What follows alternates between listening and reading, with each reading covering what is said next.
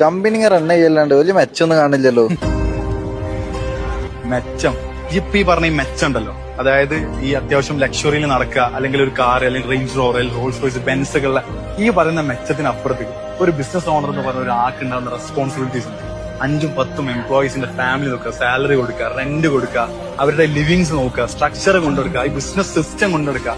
ഇതൊക്കെ നടത്തിയിട്ട് ഇത്രയും ബിസിനസ് റൺ ചെയ്തിട്ടും ഒരു ഫൗണ്ടർ സർവൈവ് ചെയ്യുന്നുണ്ടെങ്കിൽ ആ ആളെ നിങ്ങൾ സല്യൂട്ട് എടുക്കും. അതല്ലാണ്ട് മെച്ചമുണ്ടോ മെച്ചം വെച്ചാൽ അവരെ ഡിമോട്ടിവേറ്റ് ചെയ്യാൻ നടക്കല്ലേ വേണ്ടത്. ബാക്കിയുള്ള നോർമൽ ലൈഫ് ജീവിക്കുമ്പോൾ രാവിലെ തൊട്ട് വൈകുന്നേരം വരെ പ്രോബ്ലംസ് എങ്ങനെ സോൾവ് ചെയ്യാൻ ആലോചിച്ച് നടക്കുന്ന ഒരാളാണ് ബിസിനസ് ഫൗണ്ടർ. ആക്കില്ലാത്ത മെന്റൽ പ്രഷർ ഇല്ല, ആക്കില്ലാത്ത ഫിസിക്കൽ പ്രഷർ ഇല്ല.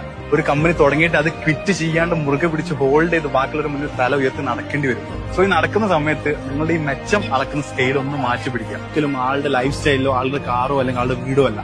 ആളാ പ്രോപ്പർലി ആ ബിസിനസ് നടക്കുന്നുണ്ടെങ്കിൽ, അതെപ്പോഴും തോൽക്കാണ്ട് വിട്ട് കളയാണ്ട് ഇപ്പോഴും ബിസിനസ്സിന് നടക്കുന്നുണ്ടെങ്കിൽ ആളൊരു ഗ്രേറ്റ് ഓൺട്രപ്രണർ ആണ്, ഗ്രേറ്റ് ബിസിനസ് മാൻ ആണ്.